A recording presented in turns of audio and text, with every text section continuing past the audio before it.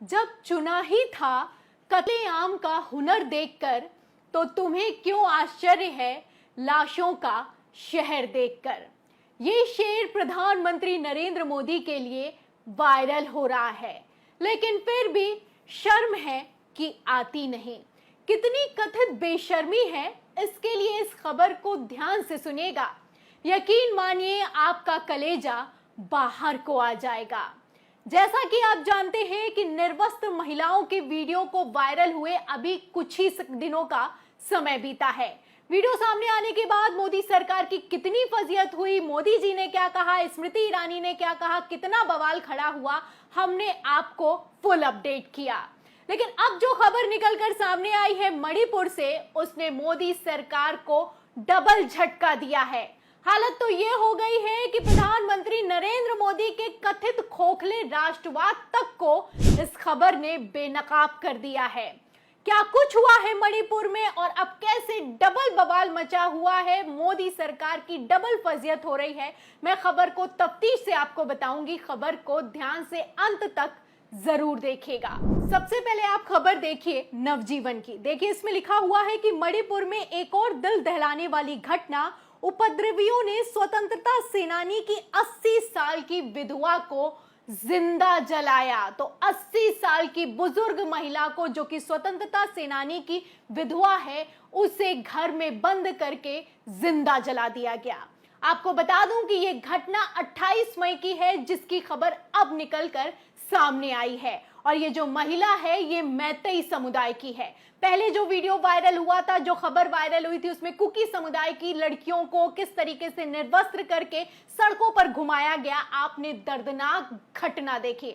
अब आप देखिए कि और भी ज्यादा शर्मनाक घटना निकलकर सामने आई है, वो भी मणिपुर से, वो भी मोदी जी की डबल इंजन की सरकार से, कि एक स्वतंत्रता सेनानी की विधवा को, जो कि 80 साल की थी, जो कि भाग तक नहीं सकती थी, उसे घर में बंद करके जिंदा जला दिया गया है। आगे देखिए खबर में क्या लिखा हुआ है। इसमें लिखा है कि मणिपुर के कांगपोकपी जिले में 4 मई को 2 महिलाओं को निर्वस्त्र घुमाने की घटना का वीडियो सामने आने के बाद अब एक और सनसनीखेज जातीय हिंसा का मामला सामने आया है। कांगचिंग जिले में हथियारबंद उपद्रवियों ने एक स्वतंत्रता सेनानी की 80 साल की विधवा को उसके घर में बंद करके जिंदा जला दिया। खबर तो यहां तक है कि जब उसका पोता उसको बचाने के लिए दौड़ा तो उसको गोली लग गई।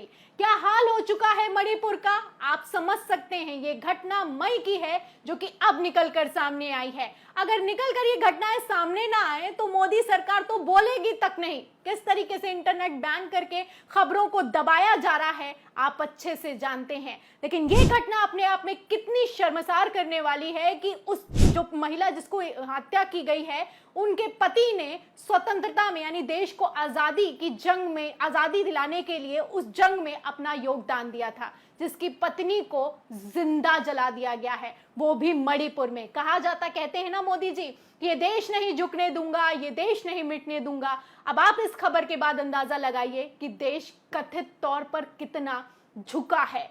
इस घटना पर आपको बता दूं कि ये जो घटना जब से निकलकर सामने आई है, तब से जो महिला है जिसकी हत्या की गई है, उसके डॉक्टर बेटे का भी बयान वायरल हो रहा है। क्या कहना है, कैसे कथित तौर पर खूब बेइज्जत किया है, फजीहत की है प्रधानमंत्री नरेंद्र मोदी की, इसके लिए मैं आपको उस महिला के बेटे का बयान भी सुना देती हूँ। एक और खबर है, देखिएगा। इसमें लिखा है कि 80-year-old woman burned alive in Manipur. Manipur में 80 साल की बुजुर्ग महिला को घर में जिंदा जलाया, बेटे ने पूछा प्रधानमंत्री से सवाल। तो पहले घटना क्या हुई है, बेटे का क्या कहना है घटना के बारे में, पहले घटना सुनिए, फिर उसके बाद मोदी जी से क्या सवाल किए गए हैं उस पर आती हूँ। देखिए इसमें लिखा है कि मीडिया रिपोर्ट के मुताबिक 28 मई 2023 को कांगचिंग जिले के सेरो गांव में 80 वर्षीय एक विधवा महिला को उसी के घर में जिंदा जला दिया गया। अब सोच भी नहीं सकते हैं कि क्या माहौल रहा होगा वहां पर। आगे देखिए इसमें लिखा है कि पीड़ित महिला का बेटा एक डॉक्टर है। बेटे का कहना है कि उनकी मां उम्र अधिक होने के कारण वहां से भाग तक नहीं पाई, यानी कि अपनी जान बचाने के लिए वो महिला किसी तरह की कोई कोशिश भी नहीं कर पाई। आगे लिखा है कि उन्होंने कहा कि उन्होंने पीछे रहकर हमें भागने के निर्देश दिए, यानी कि बेटों को कहा, बच्चों को कहा कि तुम भागो, लेकिन वो भाग नहीं पाए और उनको घर में, उन्हीं के घर में जिंदा जला दिया गया। लिखा है कि जब हम वापस लौटे तो हमें उनका जला हुआ शरीर मिला। ऐसी खबरें पढ़ते हुए तो मेरी भी जुबान कांपती है, लेकिन ऐसा लगता है कि मोदी सरकार को ना कुछ ये दिखाई देता है और ना ही सुनाई देता है। आगे देखिए, इसमें लिखा है कि हमलावरों ने उन्हें घर के अंदर बंद कर आग लगा दी थी। महिला भाग नहीं पाई। महिला ने निर्देश दिए परिवार वालों को कि भागो, परिवार वाले वहां से भाग गए और महिला को वहीं पर जिंदा जला दिया गया। जब परिवार के लोग वापस लौटे तो उन्होंने देखा कि महिला की मृत्यु हो चुकी है। इसी को लेकर जो डॉक्टर बेटा है 80 साल के बुजुर्ग का, उसने प्रधानमंत्री नरेंद्र मोदी से तीखे सवाल किए हैं। क्या कहना है सुनिए। इसमें लिखा है कि आपकी जानकारी के लिए बता दें कि इबो मंचा मणिपुर पीपुल्स पार्टी के पूर्व उपाध्यक्ष भी रह चुके हैं। उन्होंने सवाल किया है, बेटे का सवाल क्या है कि मां को उनके ही घर में जिंदा जलाए जाने पर हमारे प्रधानमंत्री क्या कहेंगे, क्या कहेंगे, सबसे बड़ा सवाल। और कहेंगे भी कि नहीं कहेंगे, यह भी एक सवाल है, क्योंकि सदन में तो बोला नहीं जा रहा है और इस घटना पर क्या ही बोलेंगे। आगे सुनिए, इसमें लिखा है कि खबरें सामने आ रही हैं कि दादी की जान बचाने की कोशिश में इंबोचा के भतीजे को भी गोली लग गई है। हालांकि सुरक्षा बलों की कार्रवाई में सेरो बाजार में एक उपद्रवी मारा गया है। उनका कहना है कि क्या मणिपुर सरकार मैतेई लोगों को उनकी ही जमीन पर शरणार्थी की तरह रखने की योजना बना रही है। अगर मैतेई लोगों की उनकी ही जगह पर पर्याप्त सुरक्षा बल न देकर सुरक्षा नहीं कर सकते तो सरकार क्यों है और सरकार क्या कर रही है? जब ये खबरें निकलकर सामने आ रही हैं तब उस पर चर्चा हो रही है। क्या प्रधानमंत्री नरेंद्र मोदी को इन खबरों के बारे में नहीं पता है? क्या वहां के मुख्यमंत्री को इन खबरों के बारे में नहीं पता है कि एक महिला जो कि 80 साल की है, उसका पति आजादी में जंग में अपना योगदान दे चुका है, उसको जिंदा जला दिया गया है। खबर निकलकर सामने आई है, तब भी अभी तक किसी से कुछ नहीं बोला गया है।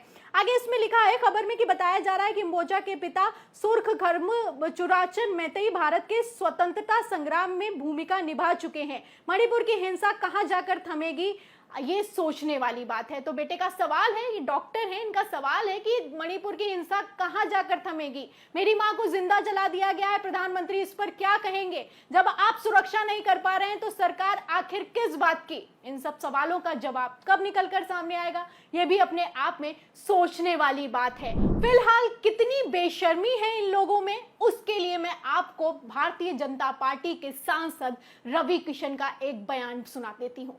क्या कहना है, पहले इस बयान को सुनिए, फिर आगे की चर्चा करते हैं। जी, जो मुख्यमंत्री हैं राजस्थान के, उनका हम इस्तीफा मांग रहे हैं और दलितों पे अत्याचार जो हो रहा है उसको बंद करना चाहिए और इसको बहुत ज्यादा हो गया और इसीलिए हम लोग ये आंदोलन कर रहे हैं। तो सुना आपने, ये ताजा बयान है रवि किशन की तरफ से दिया गया, सदन में खड़े होकर बोल रहे हैं। कहना है कि राजस्थान के मुख्यमंत्री हैं, हम उनका इस्तीफा मांग रहे हैं। दलितों पर अत्याचार जो हो रहा है वो बहुत ज्यादा हो गया है, अब ये बंद होना चाहिए। अब इस बयान को सुनकर क्या ही कहा जाए। तभी ये बयान निकलकर सामने आया है जब मणिपुर से ये खबर निकलकर सामने आई है। अरे आप राजस्थान पर भी बोलिए, लेकिन मणिपुर पर चुप क्यों है? इस सवाल का जवाब दीजिए।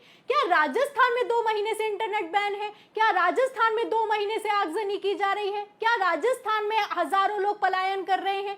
क्या राजस्थान में हजारों लोग मारे जा रहे हैं?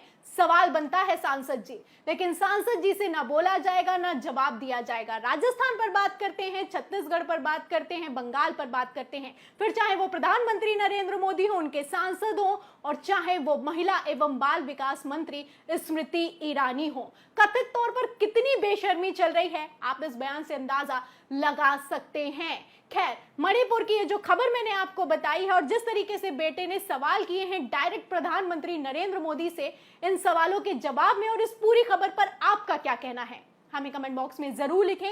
वीडियो को ज्यादा से ज्यादा शेयर करें, सब्सक्राइब बटन दबाएं, बेल आइकन दबाएं ताकि हर खबर की नोटिफिकेशन आप तक पहुंचती रहे। मैं प्रियंका, आप देख रहे थे 4 PM। फिर मिलते हैं अगली खबर के साथ, तब तक के लिए धन्यवाद।